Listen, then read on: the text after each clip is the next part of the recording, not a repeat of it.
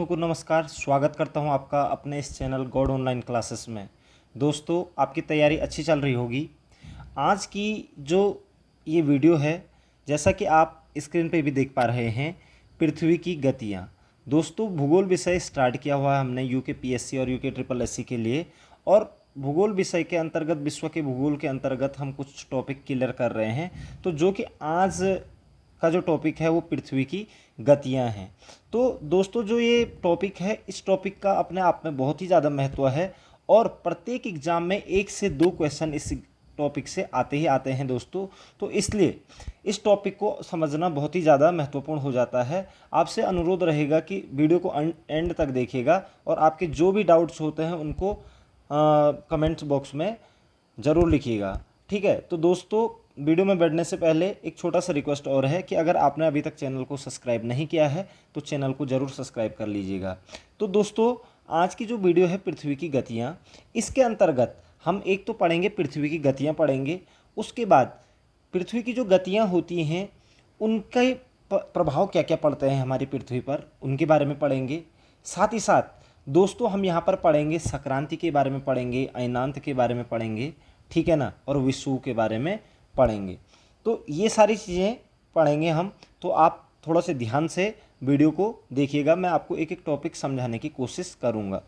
दोस्तों, यहाँ पर गतियाँ आ रखी हैं। गति का मतलब चलना से है, मतलब चलने से है, यानी कि पृथ्वी चलती है। अब पृथ्वी की दोस्तों 2 प्रकार की गतियाँ होती हैं। कितने प्रकार की गतियाँ होती हैं?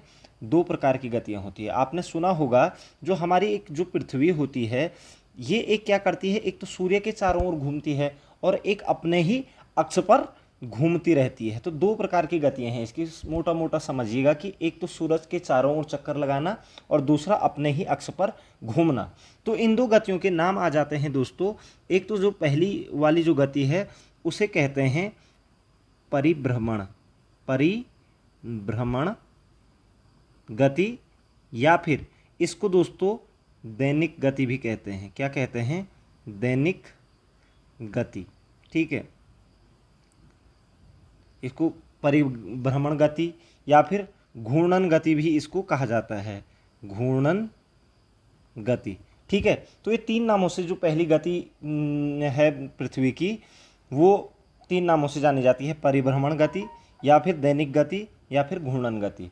और दूसरी जो गति है दोस्तों, उसका नाम है परिक्रमण, परिक्रमण गति, परिक्रमण काल या परिक्रमण गति। ठीक है ना, परिक्रमण गति भी कहते हैं इसको, या फिर इसका दूसरा नाम है वार्षिक गति, वार्षिक गति भी इसे कहते हैं दोस्तों।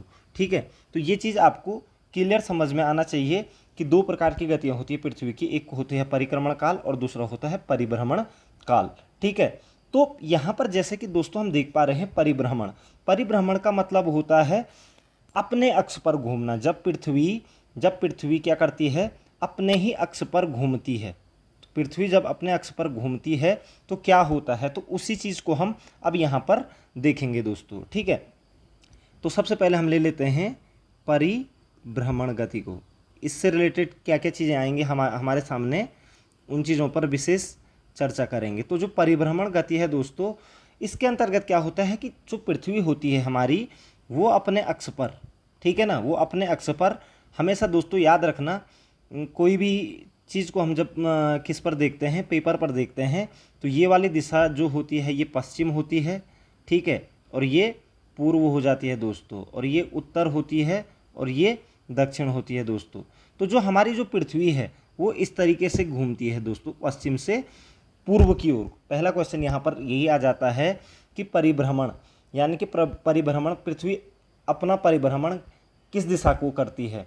तो यहाँ पर आप याद रखेंगे, जो परिभ्रमण गति होती है दोस्तों, ये होती है आपकी पश्चिम से पूर्व की ओर को। याद रखिएगा आप, पश्चिम से पूर्व की ओर को। तो जो परिभ्रमण गति का जो पथ होता है वो होता है पश्चिम से पथ, यानी कि पथ होता है जो, वो होता है पश्चिम से पूर्व। तो एक प्रश्न यहाँ पर से बन जाता है आपका। ठीक है। तो इस चीज़ को आपने क्लियर कर दिया कि पश्चिम से पूर्व की ओर को पृथ्वी अपने अक्ष पर घूमती है। अब यहाँ पर समय कितना लगता है दोस्तों, ये चीज़ बहुत ज़रूरी है। समय, जब पृथ्वी अपने अक्ष पर पश्चिम से पूर्व की ओर को घूमती है तो इसे लगभग 23 घंटे 56 मिनट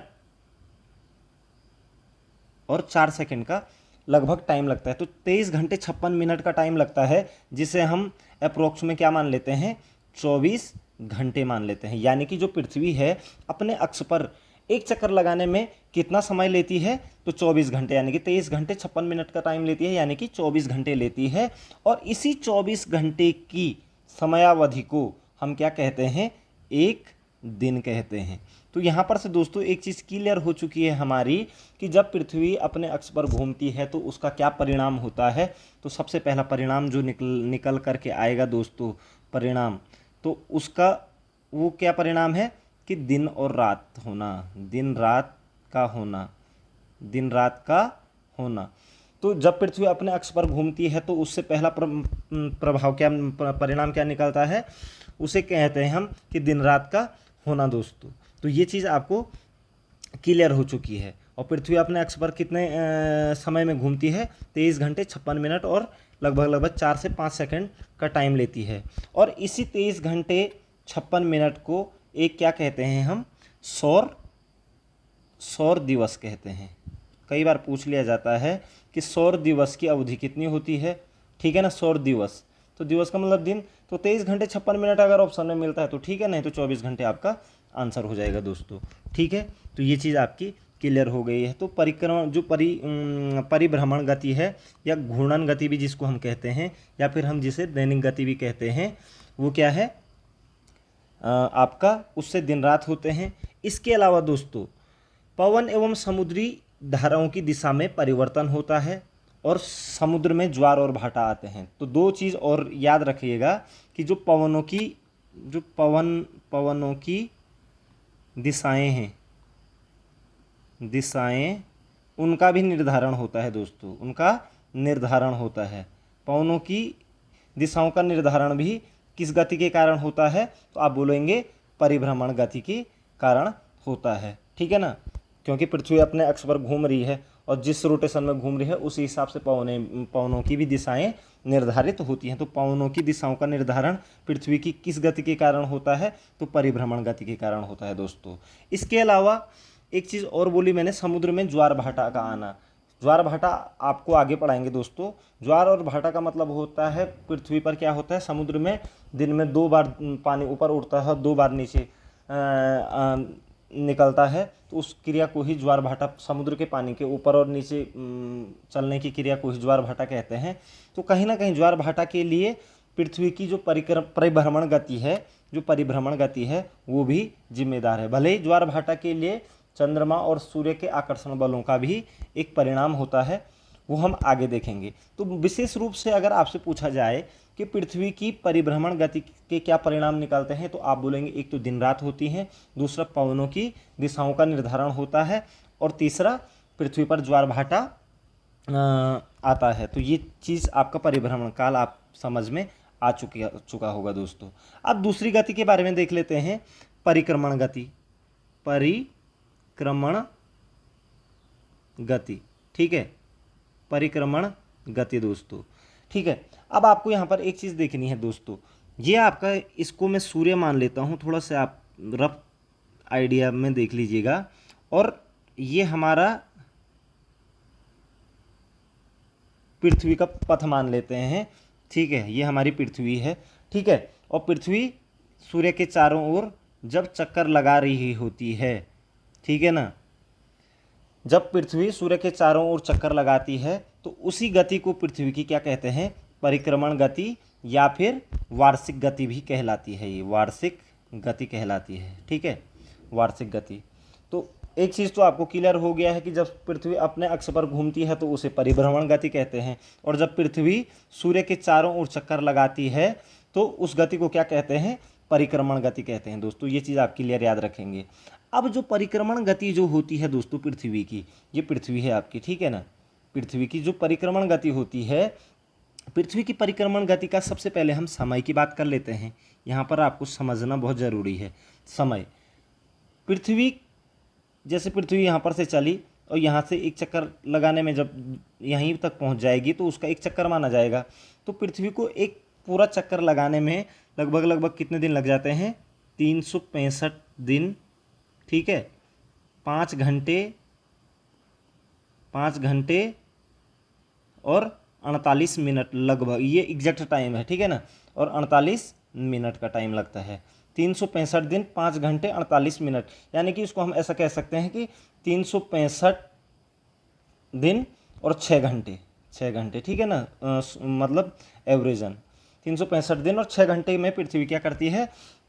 सूर्य का एक चक्कर लगाती है दोस्तों, ठीक है। तो सूर्य का एक चक्कर लगाने में 365 दिन और 6 घंटे का टाइम लगता है, इसीलिए 365 दिन को एक साल का नाम दिया जाता है। एक साल, यानी कि जो साल की जो अवधि होती है पृथ्वी पर, वो 365 दिन की होती है, ठीक है ना दोस्तों। तो 365 दिन और 6 घंटे की होती है वो अवधि, ठीक है। तो एक साल का जो समय होता है, तो पहला पॉइंट तो यहीं पर से आ गया कि पृथ्वी की परिक्रमण गति से क्या होता है, तो आप कहेंगे साल का निर्धारण, साल का निर्धारण, एक साल का निर्धारण, ठीक है ना, निर्धारण, ठीक है दोस्तों। एक चीज़ तो ये क्लियर हो गई। दूसरी चीज़ आपको यहाँ पर कॉमनली जो सामान्य साल होते हैं उसमें 365 दिन होते हैं, जो लीप ईयर होते हैं यानी कि लीप वर्ष होते हैं उनमें 366 दिन होते हैं दोस्तों, आपको पता होगा। तो आप यहाँ पर देख पा रहे होंगे कि जो पृथ्वी का जो परिक्रमण जो गति है वो 365 और 6 घंटे का होता है। अब जब 6 घंटे 4 साल में लगातार 6 घंटे करके मिलेंगे, तो 6 घंटे 6 घंटे 6 घंटे 6 घंटे करके 24 घंटे हो जाते हैं, और 24 घंटे का मतलब होता है एक दिन। और इसी प्रकार से हर चौथे साल में 366 की का साल होता है, जिसमें फरवरी 29 की होती है दोस्तों, उसे लीप ईयर कहते हैं, ठीक है ना दोस्तों। तो इस प्रकार से लीप ईयर भी आप समझ गए हैं कि क्योंकि पृथ्वी का जो परिक्रमण गति का जो टाइम है वो 365 दिन और 6 घंटे का है, ठीक है। तो 6 घंटे हर साल के मिला करके चौथे साल में 24 घंटे पूरे होते हैं, इसलिए चौथे साल में क्या हो जाता है? लीप ईयर आ जाता है, यानी कि एक दिन एक्स्ट्रा, यानी कि 366 दिन का साल होता है दोस्तों। तो ये चीज़ आपको क्लियर हो चुकी है। अब दोस्तों एक तो ये चीज़ क्लियर हो गई है आपकी कि जो पृथ्वी सूर्य की परिक्रमा करती है उससे एक तो साल का निर्धारण होता है, ठीक है। अब दूसरी चीज़ यहाँ पर क्या क्या होती है, इसके द्वारा क्या क्या होती है, इस चीज़ को हम समझेंगे। दूसरी चीज़, जब पृथ्वी का जो पथ है, सबसे पहले पथ की बात कर लेता हूँ मैं। पथ, जैसे हमने ये कहा था कि परिभ्रमण गति भी पश्चिम से पूर्व की ओर को करती है, पश्चिम से पूर्व की ओर को करती है पृथ्वी अपने अक्ष पर गति। इसी प्रकार से पृथ्वी सूर्य के जो चारों ओर जो चक्कर लगाती है वो क्या करती है? एंटी क्लॉकवाइज, ठीक है, वामावर्त दिशा में, ठीक है दोस्तों। तो याद रखिएगा जो पथ है पृथ्वी का वो घड़ी की दिशा के अपोजिट, यानी कि इस साइड को, ये साइड है दोस्तों, ठीक है ना, यानी कि एंटी क्लॉकवाइज, ठीक है ना, घड़ी की दिशा के विपरीत, ठीक है। तो एंटी क्लॉकवाइज याद रखेंगे आप, एंटी क्लॉकवाइज, ठीक है। तो एंटी क्लॉकवाइज घूमती है पृथ्वी सूर्य के चारों ओर। तो ये चीज़ आपको क्लियर याद रखना है, ठीक है दोस्तों। अब होता क्या है दोस्तों, जो ये पृथ्वी का जो पथ होता है वो बिल्कुल एक गोल न होकर के क्या होता है, वो होता है आपका एक अंडाकार शेप में। आप देख भी पा रहे हैं कि ये क्या होता है, ये पथ क्या होता है, अंडाकार शेप में होता है। अब ये अंडाकार शेप में होने के कारण दोस्तों पृथ्वी और सूर्य के बीच की दूरी साल भर एक जैसी नहीं रहती है। पृथ्वी और सूर्य के बीच की दूरी साल भर एक जैसी नहीं रहती है, यानी कि पृथ्वी और सूर्य के बीच की जो दूरी क्या होती है, कोई डेट तो ऐसी होती है कि जिसमें सबसे ज़्यादा होती होगी, और कोई डेट ऐसी होती है कि जिसमें पृथ्वी और सूर्य के बीच की दूरी न्यूनतम होती है, ठीक है दोस्तों। तो यहाँ पर वही चीज़ हमने देखना है। तो इस घटना को हम यहाँ पर कहते हैं, एक होता है उपसौर, ठीक है, और एक होता है दोस्तों अपसौर, ठीक है। यहाँ पर याद रखिएगा आप, इस यहाँ से रिलेटेड एक क्वेश्चन आता है, ठीक है ना। तो दोस्तों एक चीज़ आपको क्लियर बता देना चाहूँगा, ठीक है, जब पृथ्वी और सूर्य के बीच की दूरी, ठीक है, मतलब क्या होती है, सबसे कम होती है, क्या होती है, सबसे कम होती है, याद रखिएगा। तो उसे उस घटना को उपसौर कहा जाता है। यानी कि पृथ्वी और सूर्य के बीच की दूरी जब न्यूनतम होती है, ठीक है, तो उस घटना को क्या कहते हैं, अब उपसौर कहते हैं। क्या कहते हैं? उपसौर। याद रखिएगा, उपसौर, ठीक है ना। तो जब पृथ्वी और सूर्य के बीच की दूरी न्यूनतम होती है, न्यूनतम, ठीक है ना, न्यूनतम, याद रखिएगा, न्यूनतम होती है, तो उस घटना को क्या कहते हैं? उपसौर की घटना कहते हैं। और यह घटना होती है हर साल 3 जनवरी को, 3 जनवरी को, ठीक है दोस्तों। ये चीज़ आप याद रखेंगे। जब सूर्य और पृथ्वी के बीच की दूरी न्यूनतम होती है तो उस घटना को हम क्या कहते हैं? उपसौर की घटना कहते हैं। और यह घटना होती है आपकी 3 जनवरी को। कैसे याद रखेंगे? उप में ऊ 3 जैसा लग रहा है, इसलिए 3 जनवरी, ठीक है। और अपसौर की घटना क्या होती है दोस्तों? जब पृथ्वी और सूर्य के बीच की दूरी अधिकतम होती है, यानी कि उससे ज़्यादा नहीं हो सकती है, अधिकतम होती है दोस्तों, उस घटना को हम क्या कहते हैं? अपसौर। क्या कहते हैं? अपसौर, ठीक है। उस घटना को हम क्या कहते हैं? एपिहेलियन, यानी कि अपसौर की घटना कहते हैं। और यह घटना होती है आपकी 4 जुलाई को। तो दोस्तों ये चीज़ भी आपकी क्लियर हो चुकी होगी कि अपसौर क्या होता है, उपसौर की घटना क्या होती है, ठीक है। तो अपसौर की घटना और उपसौर की घटना किसका परिणाम है? पृथ्वी की परिक्रमण गति का परिणाम है। यहाँ पर हमने देख लिया था, क्योंकि जब पृथ्वी यहाँ से घूम रही है, ठीक है, तो कहीं पर क्या हो रही? पृथ्वी और सूर्य के बीच की दूरी अधिकतम हो रही है, और कहीं पर क्या हो रही है? सबसे कम हो रही होगी, ठीक है ना। तो इसे ही अपसौर और उपसौर की घटना कहते हैं। और उपसौर आपका न्यूनतम, जब पृथ्वी और सूर्य के बीच की दूरी न्यूनतम होती है उसे उपसौर कहते हैं। और जब पृथ्वी और सूर्य के बीच की दूरी अधिकतम होती है उसे अपसौर कहते हैं, ठीक है दोस्तों। और उपसौर की घटना आपकी 3 जनवरी को होती है और अपसौर की घटना आपकी 4 जुलाई को होती है। तो ये चीज़ भी आपकी क्लियर हो चुकी है दोस्तों। तो ये चीज़ आप क्लियर कर चुके हो। अब दोस्तों इसके बाद क्या होता है? पृथ्वी पर एक परिणाम क्या निकलता है? पृथ्वी पर क्या होता है कि कर्क रेखा और मकर रेखा का निर्धारण होता है। याद रखिएगा इस चीज़ को। ये पृथ्वी है, हमने क्या किया? इस पे विषुवत रेखा डाल दी, ठीक है ना। ये क्या है? विषुवत रेखा, ठीक है, विषुवत रेखा, ठीक है। अब इसमें ये 0 डिग्री अक्षांश को विषुवत रेखा कहते हैं। इससे उत्तरी गोलार्ध में 23.5 डिग्री पर 23.5 डिग्री उत्तरी अक्षांश को हम क्या कहते हैं? कर्क रेखा कहते हैं दोस्तों, ठीक है। और 23.5 डिग्री दक्षिणी अक्षांश को हम क्या कहते हैं? 23.5 डिग्री दक्षिणी अक्षांश को हम क्या कहते हैं? मकर रेखा कहते हैं दोस्तों, ठीक है। अब ये कर्क रेखा और मकर रेखा का क्या संबंध है?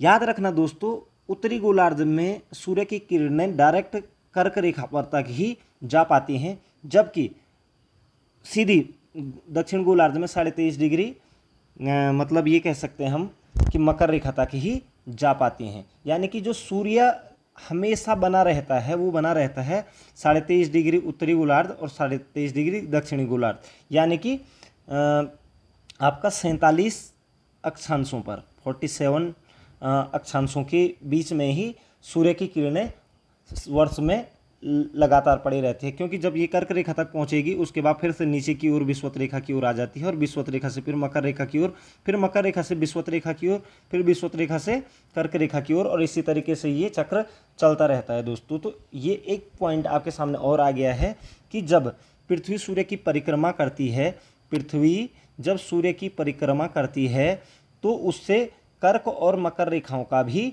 निर्धारण होता है। तो कर्क और मकर रेखाओं का निर्धारण किससे होता है? कौन सी गति से होता है? पृथ्वी की आपकी परिक्रमण गति से होता है दोस्तों। ये चीज़ भी आपका क्लियर हो गया है। अब यहाँ पर एक चीज़ आती है दोस्तों, आपने कई बार परीक्षाओं में सुना होगा कि ये कह सकते हैं हम कि अयनांत किसे कहते हैं, या फिर पृथ्वी पर सबसे बड़ा दिन कब होता है, सबसे छोटी रात कब होती है। इस तरीके के प्रश्न आपने देखे होंगे।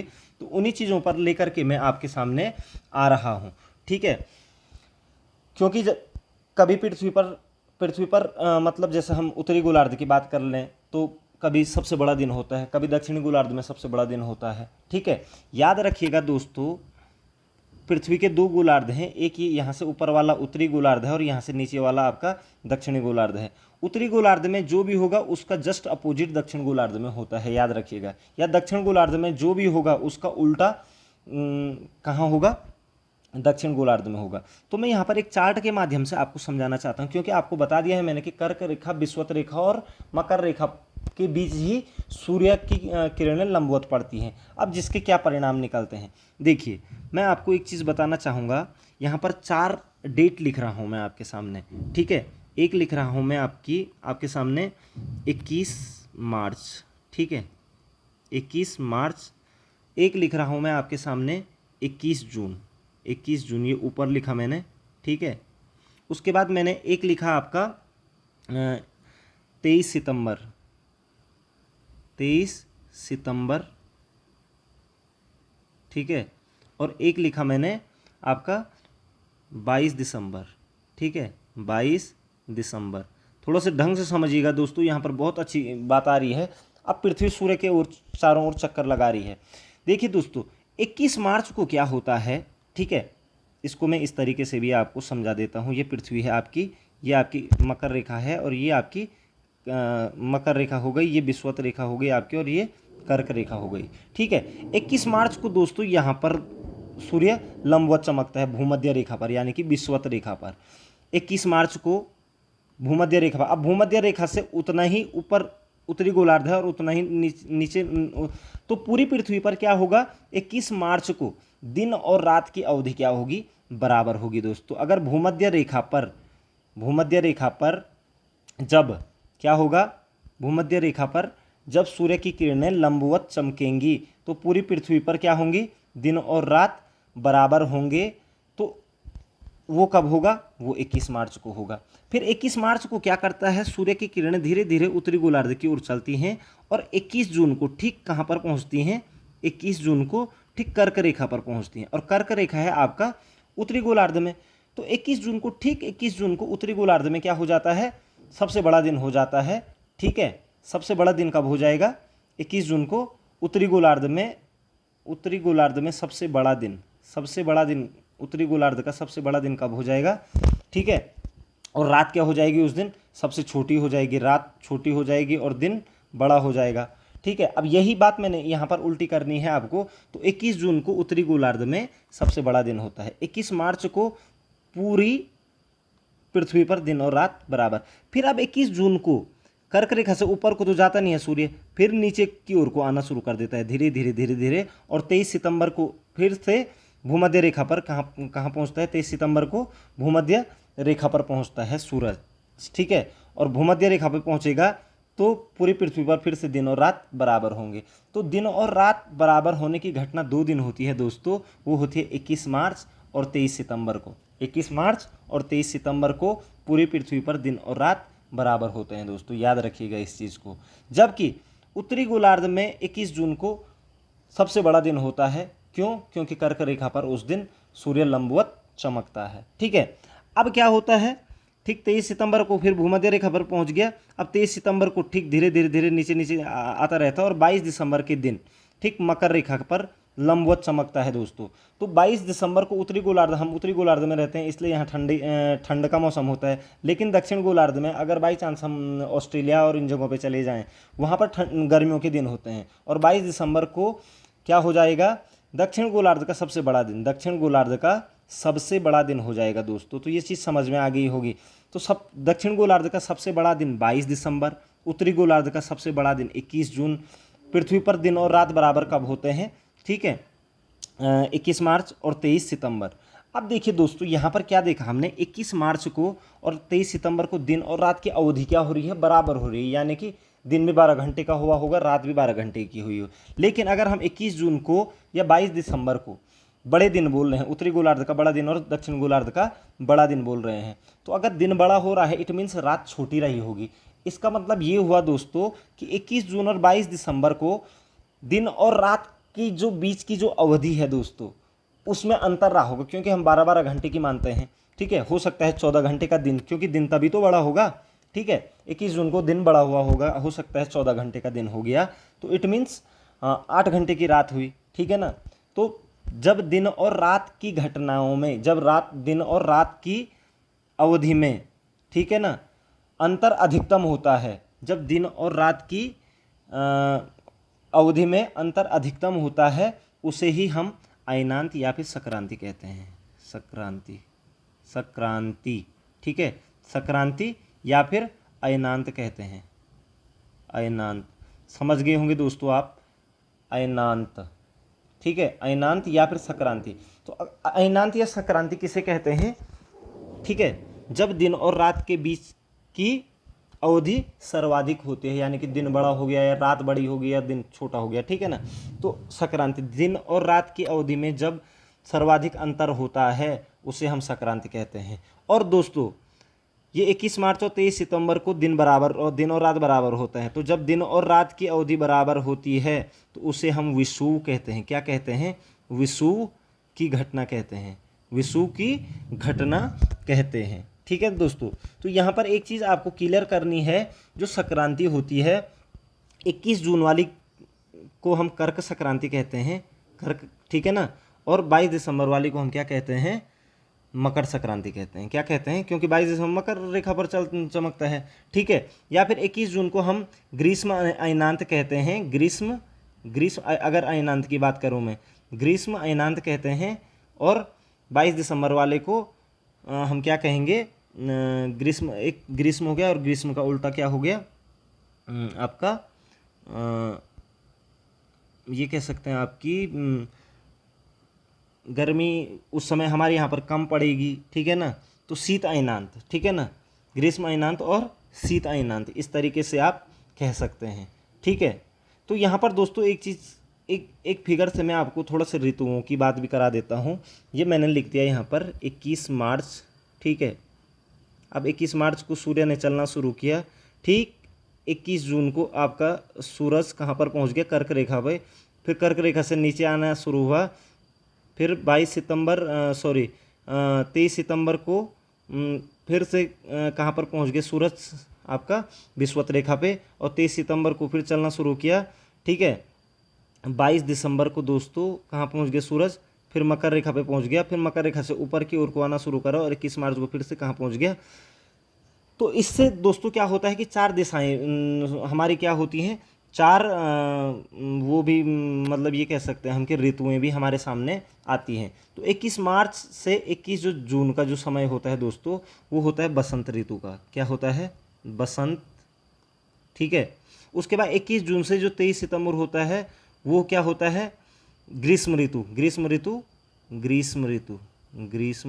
ऋतु, ठीक है। अब बसंत का अपोजिट क्या होता है? शरद, ठीक है। 23 सितंबर से 22 दिसंबर तक शरद ऋतु होती है, शरद ऋतु। और 22 दिसंबर से 21 मार्च तक शीत ऋतु होती है दोस्तों। शीत यानी कि अत्यधिक ठंडा होता है इस दौरान, ठीक है। तो शीत ऋतु होती है। तो 4 ऋतुएं भी आपके सामने आ गई हैं। दिन बराबर होंगे यहाँ पर, दिन और रात के बीच की दिन बड़े और छोटे यहाँ पर दिन और रात के बीच की जो अत्यधिक अंतर है वो 21 जून और 22 दिसंबर को होगा, ठीक है। और जबकि रात बराबर कब होंगे? 21 मार्च और 23 सितंबर को होंगे दोस्तों। तो ये चीज़ आपको क्लियर रखनी है दोस्तों। तो हम ये कह सकते हैं कि जो पृथ्वी की परिक्रमण गति थी, ठीक है ना दोस्तों, परिक्रमण गति थी वो क्या थी आपकी? उससे क्या क्या प्रभाव हुए? एक तो साल का निर्धारण हुआ, क्या बना? साल बना। दूसरा कर्क रेखा और मकर रेखा का निर्धारण हुआ। तीसरा यहाँ पर ये कह सकते हैं हम कि ऋतु परिवर्तन की बात, ऋतु परिवर्तन हुआ इससे, ठीक है ना। उसके बाद जलवायु कटिबंधों का निर्माण भी इसी से होता है दोस्तों। जलवायु कटिबंधों का निर्माण इससे हुआ। तो ये कह सकते हैं हम कि, और ध्रुवों पर 6-6 महीने की, क्योंकि अगर मकर रेखा पर सूरज चमकेगा तो उत्तरी गोलार्ध में तब तक वहाँ सूरज की किरणें नहीं पहुँच पाएंगी। तो जो ध्रुवों पर जो 6-6 महीने के दिन और रात होते हैं वो भी इस गति के कारण होता है। किस गति के कारण? परिक्रमण गति के कारण होता है। तो दोस्तों यहाँ पर आप बिल्कुल समझ गए हैं, ठीक है। आप विषुव के बारे में समझ गए। विषुव का मतलब विषुवत रेखा, और विषुवत रेखा का मतलब होता है जब पृथ्वी और दिन और रात की अवधि बराबर होती है। और याद रखिएगा यहाँ पर विषुव भी 2 प्रकार का होता है, ठीक है। विषुव भी दो प्रकार का होता है, एक बसंत विषु यानी कि जो 21 मार्च को मनाया जाता है, और एक शरद विषु जो आपका 23 सितंबर को। तो विषु कौन कौन से हो गए? पहला बसंत विषु, बसंत, और दूसरा शरद विषु। ठीक है दोस्तों, शरद विषु। तो विषु यानी कि इक्विनॉक्स इसको कहा जाता है दोस्तों। तो पृथ्वी की गतियों के बारे में आज आप बहुत ब्रीफली जान गए होंगे दोस्तों। आशा करता हूँ कि आपको समझ में आ चुका होगा। अगर नहीं आया है तो आप कमेंट बॉक्स में मुझे ज़रूर लिखिएगा। आपका समय शुभ हो, आपके उज्जवल भविष्य के लिए। मिलते हैं अगली वीडियो में, तब तक के लिए जय हिंद, जय भारत, जय उत्तराखंड।